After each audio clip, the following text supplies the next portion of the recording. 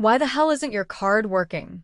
I wanted to buy Mom a mink coat, but the payment didn't go through. My unemployed brother shouted, his hand slapping across my cheek before I even understood what was happening. You embarrass me in the store? That was the last straw. My name is Rachel Pierce, I'm 31. And if you think you know how this ends, stay tuned. The department store around us went silent. A woman near the perfume counter gasped, while the cashier froze mid-swipe. I tasted blood in my mouth, but refused to touch my face. You used my card? I asked, voice low, controlled. Mom needed a gift, he hissed. You've got money. You can't be that stingy. I canceled that card 2 weeks ago, I said. Guess you didn't get the memo. He scoffed. You're pathetic, Rachel. You think a promotion makes you better than family? I looked at him. Creased jeans, crumpled hoodie, arrogance that had never earned its keep. No, I said softly. I think responsibility does. Mom appeared from behind the rack of coats, her tone dripping with practiced exhaustion. Oh, for heaven's sake, stop making a scene. Your brother was only trying to do something nice. For himself, I muttered. Rachel, she warned, you've always had a temper. That line, the one they'd used my whole life, snapped something deep inside me. I straightened, every eye in the store still on us. You're right, I said evenly. And this time, I'm going to use it. I pulled out my phone, opened the banking app, and started scrolling. Every transfer I ever made to cover his debts, I said, loud enough for both of them to hear. Ends today. Mom blinked, speechless. My brother's smirk faded. I handed him the card. Here. You keep it. It's worthless now, just like every excuse you've ever given me. They stood there, the three of them, my family, like a tableau suddenly exposed to daylight. The cashier's eyes darted between us, awkward and uncertain. You can't do that, Rachel, my brother spat. You can't just cut us off. I already did, I said. Come. Final. I pushed my phone across the glass so Mom could see the confirmation email. Recurring transfer canceled. Effective immediately. Her breath hitched. You owe him, she started. No, I interrupted. I owe him a chance he squandered, not a life raft I keep throwing him into. When we got home, Dad hovered in the doorway like some ancient judge. You children, always dramatics, he muttered. We'll talk about this later. Later had been the problem. Later was the excuse that had kept my brother afloat on charity for a decade. Later had cost me promotions missed, nights working doubles, 1,000 small humiliations masked as family help. That night I sat at the kitchen table with a stack of bank statements and invoices. Each line was a small betrayal cataloged in dollars, late fees covered, rent paid, a private loan for a busted transmission. I'd given until I couldn't anymore. Not because I was cold, but because generosity, without accountability, becomes erased. Carter, my brother, slammed a beer on the counter and glared. You're making everyone look like monsters. What's monstrous? I asked slowly. Is acting surprised when the people you rely on finally say no. He laughed, but it lacked conviction. You'll regret this. People change when they need you. Maybe, I said. Or maybe they finally get the mirror they avoided their whole lives. I called my boss the next morning and took the leave I'd been postponing for years, the conference in Chicago that could finally put me on the map. I booked the flight with my own card. No guilt, no last-minute favors. For the first time, every decision I made was about building my life, not firefighting someone else's. That night, as I packed my suitcase, Mom knocked softly on my bedroom door. Can we talk? She asked. I closed my suitcase, breathed in, and said, not tonight. I didn't sleep that night. The bruise on my cheek pulsed like a living reminder, but what really hurt was the echo of Mom's voice defending him. Again. Always him. Morning light bled through the curtains as I packed my suitcase for Chicago. My clothes felt lighter folded into that bag, like each one carried a promise of a clean start. Downstairs, Mom was waiting, coffee mug in hand. You're really leaving? I've been leaving for years, I said quietly. This is just the first time you noticed. Your brother's upset, she sighed. He didn't mean to hit you. Of course he didn't, I said, sliding my laptop into my tote. He never means anything, does he? Her jaw tightened. You're overreacting. I almost laughed. That word, overreacting, you've been using it since I was a kid every time I asked for respect. She crossed her arms, looking smaller now. We just want a family to stay together. Then maybe you should have taught him how not to destroy it. The cab honked outside. I grabbed my keys and moved past her, pausing at the doorway. Tell him this. He'll have to find someone else's card to use next time. She flinched but said nothing. Maybe because for the first time, she couldn't twist the truth into guilt. On the plane, I stared out the window as the city shrank below me. My reflection in the glass didn't look like the apologetic daughter they were used to. It looked like someone done surviving. At 30,000 feet, I realized peace wasn't the absence of family.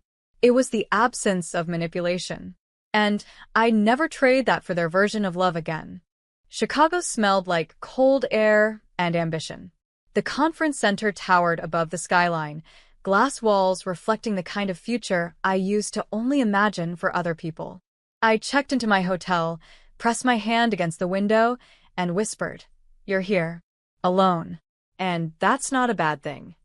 Day one of the conference blurred into handshakes, presentations, and conversations with people who saw my work before they saw my gender or my family baggage. It felt strange and pure, like oxygen after years of smoke.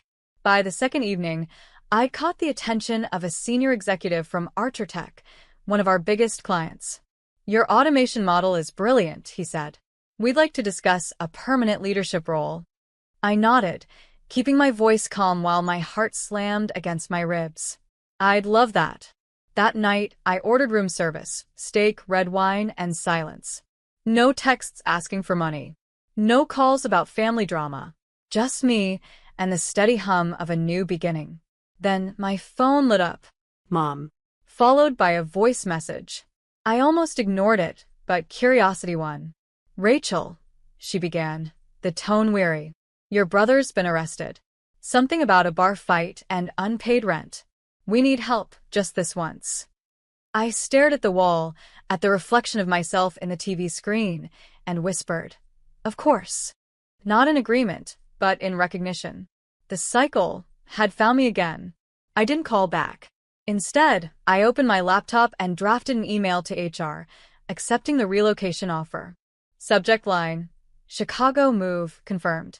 When I hit send, my pulse steadied. They'd made their choice years ago. Now I was finally making mine. The next morning, sunlight spilled over the hotel desk where my new contract sat waiting for my signature. My hands trembled slightly as I picked up the pen. For years, every major decision in my life had been tangled in family strings.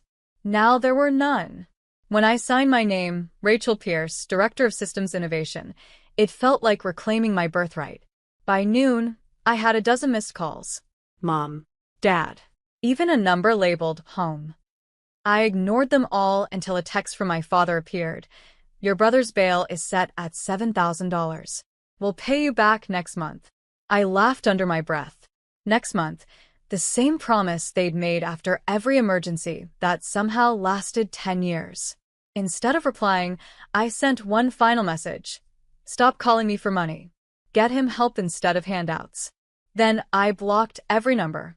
That night, I celebrated quietly with colleagues.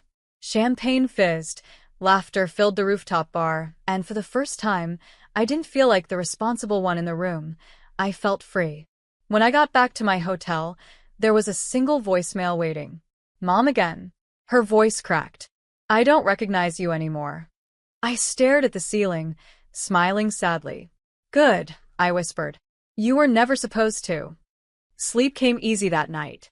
For once, I didn't dream of apologies that would never come or versions of family that didn't exist. Just forward motion.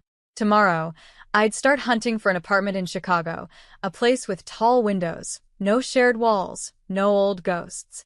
And maybe, just maybe, I'd send myself flowers on move-in day. Because being my own support system wasn't lonely anymore, it was liberation. 3 weeks later, my Chicago apartment smelled faintly of fresh paint and eucalyptus candles. Boxes lined the hallway, but I didn't rush to unpack. For the first time in years, I liked the chaos. It meant everything in this space was mine. Work was thriving. My team at Archer Tech respected me for what I brought to the table, not what I gave away to keep the peace. My boss, Elena, said during a meeting, "You've got grit, Rachel. The kind that comes from surviving things no one talks about." I smiled faintly. Maybe. But I'm done surviving. I'm building now. That night, a knock echoed at my door. When I opened it, a familiar face stood there. Ethan, a college friend I hadn't seen in years. "Found your address through LinkedIn," he said, grinning sheepishly. "Thought I'd take you out for dinner. You look good, Ratch." I laughed, tension easing. I finally feel it. Over sushi and soft music, conversation came easy. He listened without trying to fix me, asked about my work, not my family. For once, I wasn't the caretaker. I was simply seen. When I got home later, there were letters shoved under my door. 3 envelopes, all marked for my hometown. I didn't need to open them to know what they said. Mom's handwriting curved like guilt on paper. I slid them into the drawer and shut it gently. Some things didn't need closure, they just needed distance. Standing by the window, the city lights flickering below, I whispered to my reflection, "They raised a provider, not a fool." And maybe someday, when they call again, I won't answer out of anger. I just won't need to answer at all. By mid-spring, my life felt like someone else's, steady, full. My name no longer attached to someone else's chaos. I woke to morning sunlight instead of emergencies. My inbox had projects, not pleas. One Friday, as I was leaving the office, Elena stopped me.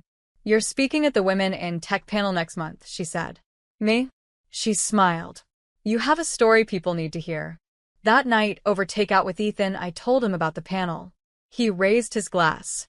"You went from paying your brother's debts to people paying to hear you talk.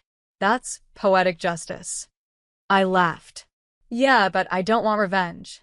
I just want peace to be permanent." When he left, I opened one of the envelopes I'd shoved in the drawer weeks ago. Mom's letter. The handwriting looked more fragile now. "Rachel, we're worried. Your brother's in rehab. We sold the house. Maybe you could visit when things calm down. Families should forgive." Forgive. The word didn't sting anymore. It just sounded tired. I set the letter aside and grabbed a notepad, jotting bullet points for the panel. Boundaries aren't cruelty. Guilt isn't love. Giving doesn't mean losing yourself. Before bed, I checked my email and froze. An invitation from MIT's alumni board. They wanted me to keynote a leadership conference. I smiled into the glow of the screen. My past kept circling back, not to haunt me, but to witness what I'd built without it. Outside, the city buzzed with distant sirens and laughter. I stood by the window again. The skyline reflected in the glass. Sometimes healing isn't loud or dramatic. It's just a woman choosing her own peace every single day and never apologizing for it again. The auditorium at MIT shimmered under soft white lights, the air charged with the hum of curiosity. Rows of students, professors, and entrepreneurs filled the seats. I stood backstage, fingertips brushing the edges of my note cards, though I wouldn't need them. This speech wasn't memorized, it was lived. When they called my name, applause followed me to the podium. I took a deep breath, steady but human, and began. I once believed success meant being the person everyone could depend on. But sometimes, when you spend your life holding everyone else up, you forget what standing on your own feels like. The audience leaned in. I told them about giving too much, about being told family comes first until I realized they didn't mean mine. They meant theirs. I didn't mention my brother's name or my mother's letters. I didn't have to. Every person in that room had someone who'd taken more than they gave. I ended with, "When someone tells you you've changed, take it as proof that you've stopped shrinking to fit their comfort. Don't apologize for outgrowing people who refuse to grow with you." Silence fell for half a heartbeat. Then the room erupted in applause. I smiled, not for validation, but for confirmation that I was finally living in alignment with the woman I'd become. Afterward, as the crowd dispersed, a student approached me. "My brother stole from me too," she said quietly. I thought cutting him off made me heartless. But you made it sound brave. It is brave, I told her, because you can love someone and still close the door that keeps letting the pain back in. That night, I stood outside under the campus lights, wind moving through the trees. My phone buzzed again with another message from home. I turned it off without reading. I didn't need their applause anymore. The world was finally clapping for me.